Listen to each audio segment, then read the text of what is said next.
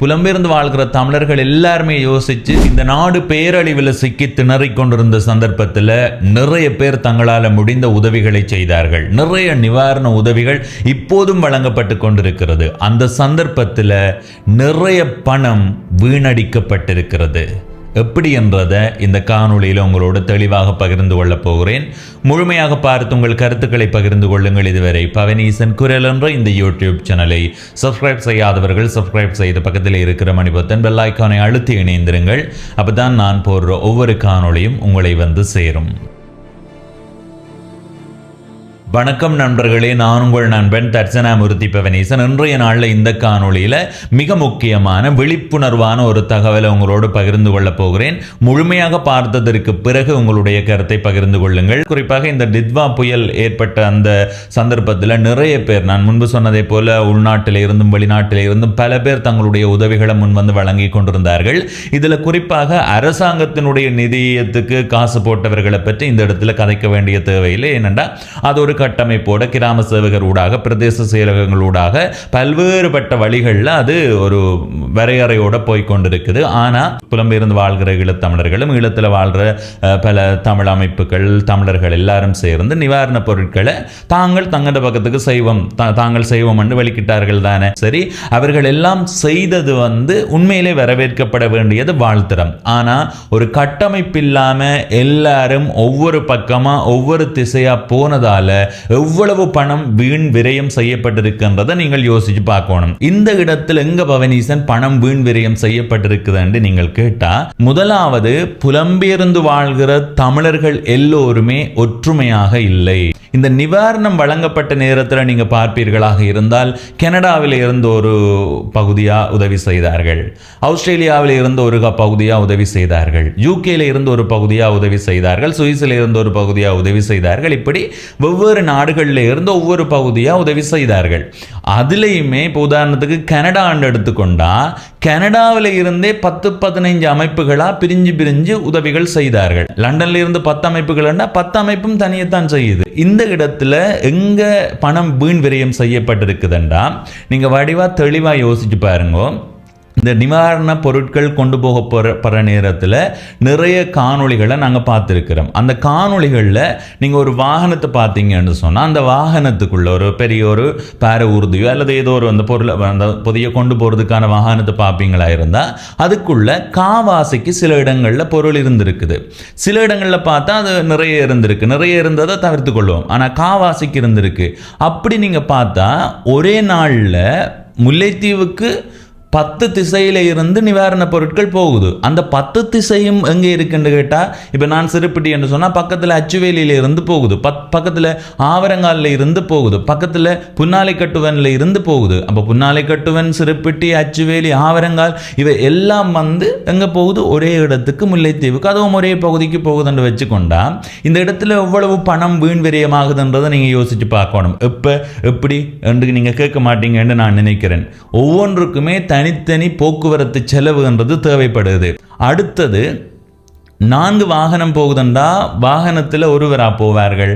ஒரு நாளைக்கு இப்போ முல்லைத்தீவுக்கு போய் வாரன்னு சொன்னால் அவர்களுக்கான உணவு செலவு தேவை. சில வேளைகளில் இப்போ திருகோணமலைக்கோ அல்லது அம்பாறைக்கு போய் வர போகிறார்கள் என்று சொன்னால் போய் உடனே வர முடியாது. அங்கே ஒரு 8 பேர் போனால் அந்த 8 பேருக்கான சாப்பாட்டு செலவு 2-3 நேர சாப்பாடு, 2 நாள் 1.5 நாள் 2 நாள் எடுத்துக்கொண்டால் 3 நேர சாப்பாடு 2 நாளைக்கு 8 பேருக்கான சாப்பாடு. அதை விட அவர்களுக்கான நீர், அதை விட தங்குறதுக்கான அறை வாடகை, இது எல்லாத்தையும் நீங்க கூட்டி போட்டு பாப்பீங்களா இருந்தா இந்த செலவு அதிகமாகத்தான் இருக்கும். 1 கோடி ரூபாவுக்கு நிவாரண பொருட்கள் கொண்டு போய் சேர்க்கப்பட்டிருக்குன்னு சொன்னா 50 லட்சம் ரூபாய் 20 லட்சம் ரூபாய் காசு போக்குவரத்து செலவுக்கும், அதே மாதிரி அந்த வெவ்வேறு செலவுகளுக்கும், தங்குமிடத்துக்கும், சாப்பாட்டுக்கும் தான் போயிருக்கும். எனவே இதில் இருந்து நான் சொல்றது என்னண்டா, எதிர்காலத்தில் ஒரு பெரிய பேரழிவு வரும்போதோ ஏதோ ஒரு அனர்த்தம் வரும்போதோ அந்த சந்தர்ப்பத்தில் நாங்கள் சரியான நிவாரணத்தை சரியான முறையில் கொண்டு போய் சேர்க்கணும். இதுக்கு ஒரே ஒரு வழிதான் இருக்கிறது. இங்க ஒரு கட்டமைப்புன்றது உருவாக்கணும். நிவாரண உதவிகள் வழங்கப்பட்ட நேரத்தில் நிறைய பேர் குறைகளை அள்ளி தெளித்தார்கள். அந்த குறைகள் சில இடங்களில் ஏற்றுக்கொள்ளக்கூடியதாகவும் சில இடங்களில் தவிர்க்கப்பட வேண்டியதாகவும் இருந்திருக்குது. எனக்கு தெரிந்து நிறைய பேர் நிவாரண உதவிகளை முன்வந்து வழங்கி கொண்டிருந்தார்கள். இதில் விமர்சனத்துக்கு உள்ளாகியது எம்ஜே செந்தூரன் ஒரு நண்பர். அவர் எப்படி என்றது அவருக்கு தான் தெரியும். இந்த சந்தர்ப்பத்தில் அவர் அந்த பணத்தை எடுத்து தான் வாழ்ந்திருப்பாரான்னு கேட்டால் என்னை பொறுத்த வரைக்கும் அப்படி செய்கிற மனநிலையில் அவர் இருக்க மாட்டார்ன்னு நினைக்கிறேன். அப்படி செய்தால் அது இறைவன் கொடுக்கிற தண்டனை. ஆனால் அந்த மாதிரி ஆபத்தான சூழ்நிலையில் ஒரு நிவாரண உதவிகள் வழங்கப்படுகிற நேரத்தில் இது காசு அடிச்சிருப்பார், அங்கே வேண்டி இருக்கலாம், இங்கே வேண்டி இருக்கலாம், அதை செய்திருக்கலாம், இதை செய்திருக்கலாம் என்று விமர்சனங்கள் அவர் மேலே முன்வைக்கப்பட்டது. அந்த சந்தர்ப்பத்தில் அந்த உதவியை சரியாக ஒரு கணக்கு காட்டி செய்து கொண்டிருந்ததில் நான் எம்ஜே செந்தூரன் அவர்களுடைய செயற்பாட்டை நான் பாராட்டுறேன். உண்மையாக அந்த கணக்கெல்லாம் அந்த வங்கியினுடைய ஸ்க்ரீன்ஷாட்டில் இருந்து எல்லாமே அதை போட்டு கொண்டிருந்தார். நாங்கள் பார்க்கும்போது இவ்வளோ வந்திருக்கு, இவ்வளோ போயிருக்குன்றதை எங்களால் ஊகித்தறியக்கூடிய மாதிரி இருந்தது. மக்களுக்கு உதவி செய்யணுன்றதுக்காக முன்வந்து செய்ததுக்கு அவருக்கு வாழ்த்துக்கள். ஆனால் அவர் விமர்சிக்கப்படுறாத மாதிரி பல பேர் விமர்சிக்கப்படுறார்கள். இந்த விமர்சனத்தை தடுக்கிறதுக்கு என்ன வழி என்று கேட்டால், பணத்தை வீண்வெறியம் செய்யக்கூடாது என்றதுக்காக நான் ஒரு கட்டமைப்பு ஒன்று உருவாக்கப்பட வேண்டும் என்று சொல்றேன்ல, அதே மாதிரி இந்த விமர்சனங்களை தவிர்க்கிறதுக்கும் அந்த கட்டமைப்பு பெரிய உதவியாக இருக்கும். அந்த கட்டமைப்பு எப்படி இருக்கணும்டா, எல்லா மாவட்டத்தில் இருந்தும் குறைந்தது 10 பேர் அந்த கட்டமைப்புக்குள்ளே இருக்கணும். அந்த கட்டமைப்பில் இருக்கிற 10 பேருக்குள்ள ஒவ்வொருத்தரும் ஒவ்வொரு துறை சார்ந்து இருக்கணும். ஒரு ஆசிரியர் இருக்கிறாருண்டா, ஒரு வைத்தியர் இருக்கணும், ஒரு பொறியியலாளர் இருக்கணும், சுகாதார பிரிவு இருக்கணும், அதே மாதிரி 2 ஊடகவியலாளர்கள் இருக்கணும். எல்லாருமே அதுக்குள்ளே இருந்தால் அங்கே ஊழல் நடக்கிறதுக்கான வாய்ப்பு இல்லை.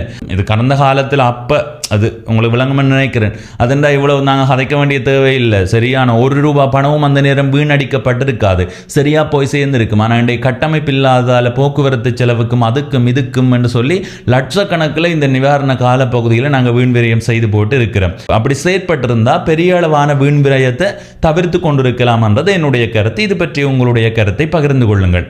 ஈழத்தில் எப்படி கட்டமைப்பு உருவாக்கப்பட வேண்டும் என்று சொல்றேனோ அதே மாதிரி வெளிநாடுகளில் அப்படியான கட்டமைப்புகள் இருக்கணும். அப்படி இல்லாமல் இருக்கிறது மனவேதனையானது. இங்கே தான் சரி இப்படியான ஒரு சூழல் இருக்குது, அரசியல் அது இது அப்படி இப்படின்னு இருக்குன்னு சொன்னால், வெளிநாடுகளில் தமிழர்கள் அமைப்பாக சேர்ந்து செயற்படுறதுக்கு ஏதாவது தடைகள் இருக்கான்னு பார்த்தா அதுக்குள்ள ஆழமாக இருக்கிறது இவர் எப்படி அவர் எப்படி இதுக்கு தலைமை வகிக்க முடியும், இவரை எப்படி நாங்கள் முன்னுக்கு விட முடியும் என்ற ஒரு நிலை தான் அங்கே இருக்கிறத நான் பார்த்துருக்கிறேன். நான் சில வேளைகளில் கதைக்கிறது தவறாக இருந்தால் உங்களுடைய கருத்தை பதிவு செய்து கொள்ளுங்க.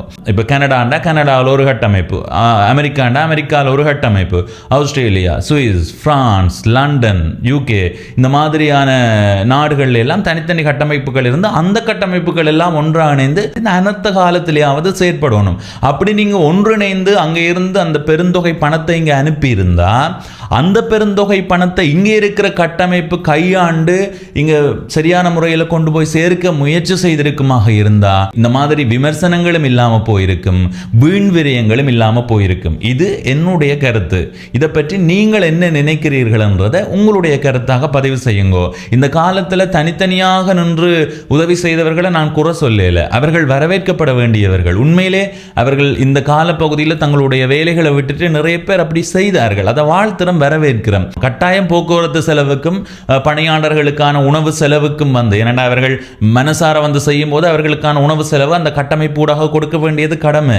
எனவே 1 கோடி வருதுன்னு சொன்னால் அதில் 90 லட்சம் போய் சேர்றதுக்கான ஒரு வழி இருக்கும். ஆனால் அப்படி ஒரு கட்டமைப்பு இல்லாமல் இருந்தால் ₹1 கோடி பணம் வெளிநாட்டில் இருந்து வரும், ஆனால் நிவாரணத்துக்காக போகிற பணம் 40 லட்சம் ரூபாவாகத்தான் இருக்கும். எனவே புலம்பெயர்ந்து வாழ்கிற தமிழர்கள் எல்லாருமே யோசித்து அங்கே முதல்ல ஒரு கட்டமைப்பு உருவாக்கி அங்கே இருந்து நீங்கள் சொல்லுங்க, இல்லை இனி இங்கே தனித்தனியாக உதவிகளை நாங்கள் செய்ய மாட்டோம், எதுவாக இருந்தாலும் ஒரு கட்டமைப்பு இருந்தால் மட்டும்தான் செய்வோம், அந்த கட்டமைப்பு பலமானதாக இருக்கணும், அதை செய்யுங்க. அடுத்தது இந்த வடக்கு கிழக்கில் எவ்வளவோ தொழில் நிறுவனங்கள் இயங்கி கொண்டிருக்குது, புதிய புதிய நிறுவனங்கள். அந்த நிறுவனங்களுடைய பெயரை நீங்கள் பார்த்துட்டு அந்த நிறுவனங்களுடைய உரிமையாளர்கள் யாருன்னு போய் பார்த்தா கட்டாயமாக அவர்கள் தமிழர்கள் அல்ல.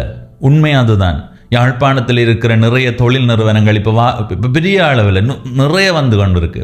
அப்போ அந்த தொழில் நிறுவனங்களுக்கான முதலீடுகள் எவ்வளவுன்னு சொல்லி நீங்கள் ஆராய்ஞ்சு பார்த்தா ஒரு 2 கோடி 3 கோடி அதுக்குள்ளே தான் இருக்குது. எனவே இந்த ஒரு கட்டமைப்பாக உருவாக்கி அந்த கட்டமைப்பு ஊடாக ஒவ்வொரு மாவட்டத்திலையுமே என்னென்ன துறை இப்போ மிளிர்ந்து இருக்குதுன்ற பார்த்து அந்த துறைகளில் ஏதாவது ஒரு தொழில் வாய்ப்புகளை ஏற்படுத்தி அந்த துறைகள் மூலமாக எங்களுடைய பணத்தை ஈழத்தமிழர்கள் யோசிக்கிறது இப்போ நாங்களே அங்கே கொடுக்கணும், அரசாங்கத்திட்டையும் கொடுக்கணும், நாங்களே இங்கே பயன்படுத்துகிறோம்ண்டு அப்படி நீங்கள் செய்து கொண்டு மற்ற பக்கத்தால் பார்த்தீங்கன்னு சொன்னால் நீங்கள் இங்கே வந்து ஒரு வீட்டுக்கு தேவையான பொருள் வாங்குறீங்கன்னா அது எங்கே போய் வாங்குறீங்கன்னு பார்த்தா அது இன்னொரு கடையில்.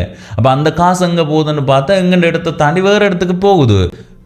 அப்போ ஒவ்வொரு மாவட்டத்தினுடைய அந்த பொருளாதாரம் அங்கேயே நிற்கணும்ன்றது இதில் இனவாதம் நான் கதைக்கல. யாழ்ப்பாணம்டா யாழ்ப்பாணத்திலேயே அது நிற்கணும், மட்டக்களப்புண்டா மட்டக்களப்பிலேயே அது நிற்கணும், அம்பாறைண்டா அம்பாறையிலேயே அது நிற்கணும். அப்போ தான் அந்த மாவட்டமும் வளர்ச்சி அடையும், நாடும் வளர்ச்சி அடையும்.